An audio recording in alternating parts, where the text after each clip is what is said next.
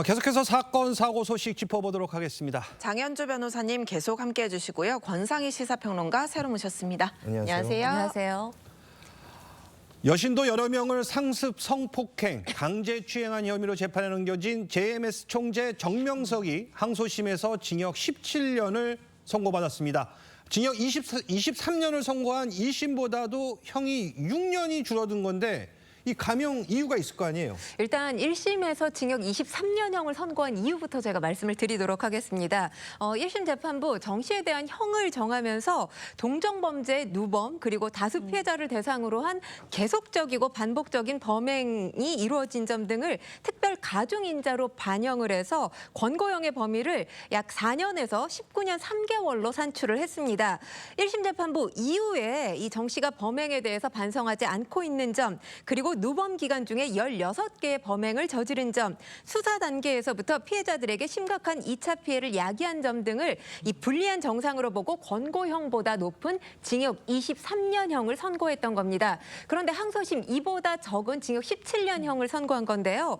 항소심 재판부 이 해당 사건 권고형 기준이 아까 제가 말씀드렸던 징역 4년에서 징역 19년 3개월인데 원심이 이걸 넘어선 징역 23년형을 선고한 것 자체를 잘못됐다라고 본 겁니다. 그리고 지금 정 씨가 추가 수사와 기소가 예정된 상황에서 권고형 상한을 넘어서면서까지 형을 정하는 건 신중한 검토가 필요하다는 게 항소심 재판부의 입장이었던 겁니다. 네, 이 항소심 재판부는 1심 재판에서 주요 유죄 증거로 쓰인 피해자가 제출한 범행 현장 녹음 파일을 증거에서 배제했다고 하는데요. 그 이유가 뭡니까? 그러니까 항소심에서도 이게 최대 쟁점이었습니다. 이 범행 현장 녹음 파일이 있는데 이게 조작됐느냐 이게 큰 쟁점이었고 그리고 JMS 측에서는 조작됐다, 뭐 편집됐다 이런 주장을 했거든요. 그러나 이번 항소심에서도 조작되진 않았다고 인정을 했습니다. 다만 원본 파일과의 동일성이나 무결성이 있는지가 입증이 안 됐다는 건데요. 왜냐하면 피해자 측이 녹음에 사용했던 휴대전화를 처분한 상태였기 때문에 비교할 수 있는 원본 파일이 없었던 겁니다. 그러다 보니까 제출 경위도 불분명했고 과연 원본 파일과의 동일한 것인지에 대한 부분, 동일성과 무결성이 입증되지 않았기 때문에 증거 능력이 배제된 것입니다. 알겠습니다.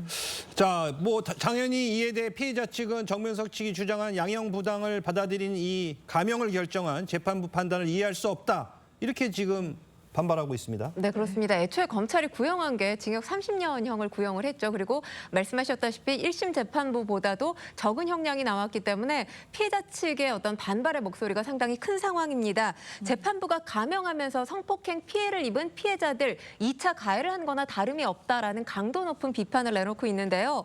일단은 지금 정명석 측이 주장한 양형 부당을 재판부가 받아들였다는 거죠. 이 자체가 지금 피해자들로서는 전혀 이해할 수 없는 부분이 라고 이야기를 하고 있고요. 그리고 정명석이 지금 범행 여부 자체를 인정하지 않고 있습니다. 반성도 없고 또 피해자들을 위해서 피해 회복에 대한 어떤 최소한의 노력도 기울이지 않고 있는데 감형해 둔 것 자체가 피해자들에게 굉장한 큰 실망감을 안겨주고 있다는 것이 피해자들의 입장입니다. 자, 그런데 또 이 정명석 측은요, 이 원심에 이어서 이 징역형을 선고한 이 항소심 판결 감형이 됐지만 수용할 수 없다. 그런 입장인 거죠. 네, 그렇습니다. JMS 대변인이 지금 목소리를 내놨는데 선교의 성도들은 무죄를 믿는다라는 취지의 내용을 지금 입장문으로 내놨습니다. JMS 측 끝까지 무죄 판단을 받아내겠다라는 입장이고요. 상고하겠다고 합니다. 그렇기 때문에 이 정명석과 관련된 이번 최종 형량 대법원에서 결정될 것으로 보입니다. 알겠습니다. 다음 사건으로 가보도록 하겠습니다. 지난 26일이죠. 순천의 한 대로변에서 일면식도 없는 10대 여성을 살해한 이 박대성이 범행 후 흉기를 지닌 채 술집과 노래방 등을 들렀던 것으로 확인이 됐습니다. 결국에는 이 추가 범행 대상을 물색했던 걸까요? 사실 그 부분도 아마 수사 과정을 통해 좀 밝혀져야 될 부분인 것 같습니다. 그런데 좀 뭐 어떤 행동 거지가 좀 의심스럽긴 합니다. 왜냐하면 10대 여성을 살해한 후에 범행 후에도 흉기를 소지한 채로 술집과 노래방 등을 지금 다녔다라는 것이거든요. 특히 2시간 동안이나 흉기를 지닌 채 술집과 노래방을 찾아다닌 것으로 지금 확인이 되었고 노래방을 나온 후에 주차장에 흉기를 버린 후에 주차된 차량을 이유 없이 발로 차다가 차량 주인과 시비가 붙어서 경찰에 검거가 되는 그런 과정을 겪었습니다. 그렇기 때문에 경찰 입장에서는 혹시라도 또 다른 범행 대상을 물색하고 있었던 것은 아닌지 이 부분까지도 수사해야 될 것 같습니다. 그렇군요. 경찰은 이 박대성이 범행 직전 30분 동안 흉기를 소지한 채 자신의 가게를 수차례 들락날락하면서 이 범행 대상을 물색한 걸 CCTV 분석을 통해서 확인을 했다고요. 네, 그렇습니다. 일단 박대성이 3개월 전부터 자신의 가게에서 이 숙식하고 지내고 있었던 걸로 알려졌는데 흉기를 소지하고 바깥으로 나온 시점이 그러니까 26일 0시경이었습니다. 사건이 발생됐던 건 0시 44분이었던 걸로 지금 알려지고 있죠. 그러면서 30여 분 동안 이 가게 안팎을 왔다 갔다 했다라는 건데 이렇게 해서 인도를 살피던 박대성 그러다가 피해자 A 양을 발견하고 피해자를 800m가량 따라가서 흉기로 살해하고 도주를 했던 건데 사실 지금 피해자가 10대 여성이잖아요. 네. 근데 보면 이 무차별 살인 사건의 피해자 성별을 보면 유달리 여성인 경우가 많습니다. 그러니까 물리력에 대항할 수 없는 방어력이 떨어지는 사람을 선택한 것이 아닌가 이렇게 볼 수 있는 건데 이 지금 범죄 전문가들에 따르면 그런데 지금 박대성이 소주 4병을 마시고 밖으로 나온 거 아닙니까? 네. 만취한 사람의 행위로는 이해가 가지 않는다는 게 전문가들의 의견이기도 합니다. 네.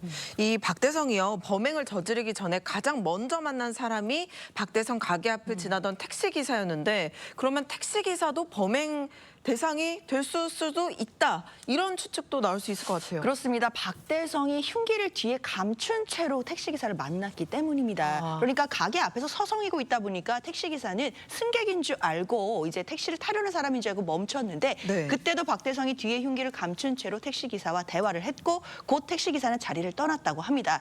그리고 두 번째로 만난 사람이 바로 인도를 걷고 있던 피해자였고 그 피해자를 무참히 살해한 것입니다. 자, 범행 뒤 신발이 벗겨지도록 도주한 이 박대성은요, 맨발로 거리를 걷다가 이 웃는 모습이 또 CCTV에 촬영돼서 더 충격을 줬습니다. 도주 과정에서도 이 운둔하지 않고 호프집에서 맥주 반잔을 마셨고 이후 배회하다 행인과 시비가 붙어서 결국엔 다퉜고 결국 경찰에 의해 긴급 체포됐는데요. 이런 박대성의 모습에 전문가들은 반사회적인 판타지를 갖고 있는 것 같다. 이런 분석을 내놨거든요. 이수정 경기대 범죄 심리학과 교수의 목소리 좀 더 들어보시죠. 어떻게 보면 굉장히 반사회적인 판타지를 공유하고 있는 사람들 중에 내가 목표를 달성했다. 이런 만족감을 느끼는 듯한 웃음으로 해석이 될 수도 있지 않겠느냐. 필요한 건 다 버린 거예요. 달성했기 때문에. 신발도 버리고 또 버리고 이제는 아주 홀홀 단신으로 가벼운 마음으로 도주 후 이제 결국은 술집을 향해서 이제 걸어가는데 맨발이라는 것을 전혀 신경 쓰지 않는 모습도 굉장히 특이하고요. 이 사람의 캐릭터 전혀 재지라고는 느끼지 못하는 이런 해방감 이런 것들을 시사하는 것처럼 느껴져서 굉장히 끔찍한데요. 네, 범행과 범행 후 행보가 모두 이해가 되지 않기 때문에 박대성에 대해서 사형을 집행해야 하는 것 아니냐 이런 주장까지 그 민심이 좀 있는 것 같아요. 네, 그렇습니다. 이현주 민주당 최고위원이죠. 본인 SNS에 지금 사건이 상당히 잔혹하고 또 범인의 반사회성이 강하기 때문에 이 교화 가능성이 안 보이고 사건 특성상 오판 가능성이 없다는 거죠. 그렇기 때문에 이번 범행과 관련해서는 사형 집행하는 게 맞다라는 취지의 글을 올렸습니다. 국민의 법 감정으로 미뤄봤을 때도 어느 정도 부합하는 내용이지 않나라는 생각이 들기는 합니다만 사실 사형 집행이 1997년 이후 27년째 이루어지지 않고 있죠. 네. 그러니까 사형 선고는 되더라도 집행되지 않고 있는 게 지금 현실이기 때문에 이현주 최고위원의 이 발언 자체가 이 내용 자체가 현실성이 있는지는 의구심이 드는 상황입니다. 알겠습니다. 자, 이 박대성을 향한 분노는요, 이 박대성이 운영하는 식당의 프랜차이즈 본사로도 향했습니다. 결국 이 프랜차이즈 본사 대표가 사과문을 올렸다고요? 네, 그렇습니다. 가해자가 법의 심판을 받을 수 있도록 경찰 조사에 적극적으로 협조하겠다 이런 입장을 밝히기도 했는데 사실 지금 이 사건과 프랜차이즈 본사 또는 프랜차이즈점을 영업하고 있는 이 자영업자들은 아무 연관이 없지 않습니까? 그런데 최근에 우리 사회의 어떤 비판 양상을 보면 어떤 양상이 불거지게 되면 그 양상과 전혀 무관한 것들에까지 비판이 쇄도하는 경우가 있거든요. 이런 부분 부분들은 성숙한 시민의식을 바탕으로 해서 좀 자제해야 되지 않을까 이런 생각도 해봅니다. 네, 이번 사건으로 시민들의 불안감이 굉장히 높아지고 있는데요. 이런 와중에 대구의 한 길거리에서 양손에 흉기를 든 채 골목길을 돌아다니는 남성이 발견돼서 또 긴급 체포된 사건도 발생했어요. 네, 그렇습니다. 지난달 2일에 발생했던 사건인데요. 오전 2시 40분경에 대구 북구의 한 골목길에서 발생했습니다. 당시 여기 있었던 남성 어두운 골목에서 마스크와 선글라스를 쓰고 있었고 오른손에는 칼을 왼손에는 긴 몽둥이를 든 채로 골목을 서성거리고 있었는데 이를 본 시민들 흉기를 든 남성이 돌아다니고 있다면서 경찰에 신고를 했고요. 신고를 접수한 경찰은 현장에 경찰차 5대를 동원해서 긴급 출동했습니다. 이 남성 출동한 경찰차를 보자 흉기를 허공에 휘두르기 시작했는데요. 그러다 하나둘 모여드는 경찰들을 보니까 뒷걸음질 치는 모습까지 보였습니다. 네. 경찰은 흉기를 스스로 내려놓게 하기 위해서 남성을 진정시켰고요. 이윽고 흉기를 내려놓은 남성 빈틈을 보이자 그의 발 앞에 있는 흉기를 제거한 뒤에 남성을 제압하는 데 성공했습니다. 결국 이 남성 특수협박 혐의로 검거가 됐는데 이게 일반 협박죄와 다릅니다. 일반 협박죄 같은 경우는 3년 이하 징역이나 500만 원 이하의 벌금형에 처해질 수 있는데 지금 특수협박 혐의 이건 일반 협박죄보다 훨씬 더 강하게 다뤄지기 때문에 7년 이하의 징역 또는 1,000만 원 이하의 벌금형에 처해질 가능성이 있습니다. 알겠습니다. 자, 다음 사건으로 가보도록 하겠습니다. 이 전남 광양의 한 아파트 23층에서 에어매트 위로 떨어진 10대 여성이 구사일생으로 목숨을 건진 일이 발생했습니다. 자, 일단 사건 개요부터 짧게 설명을 해주시죠. 네, 지난 1일 오전 10시 57분경이었는데요. 아파트 23층 옥상에 19살 여성이 위태롭게 있다. 이런 내용의 이 경찰의 공동대응 요청이 소방당국에 접수되는 일이 있었습니다. 출동한 소방당국 먼저 드론을 날려서 이 여성의 위치를 정확하게 파악했고요. 에어매트 2개를 화단에 설치했습니다. 그대로 이 여성 아래로 뛰어내려서 매트리스 중앙 근처에 착지했습니다.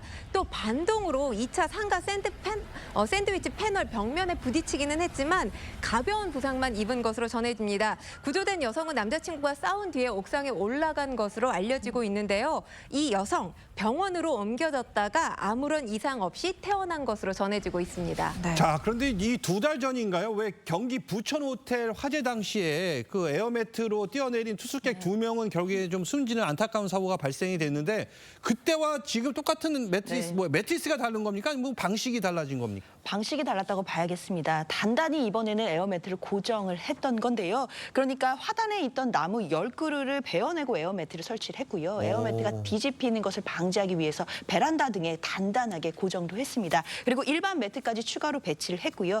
여성이 다행히 에어매트 한가운데로 떨어졌고 그 반동으로 샌드위치 패널에 부딪히긴 했지만 크게 다치지는 않았다고 합니다. 그렇군요. 알겠습니다.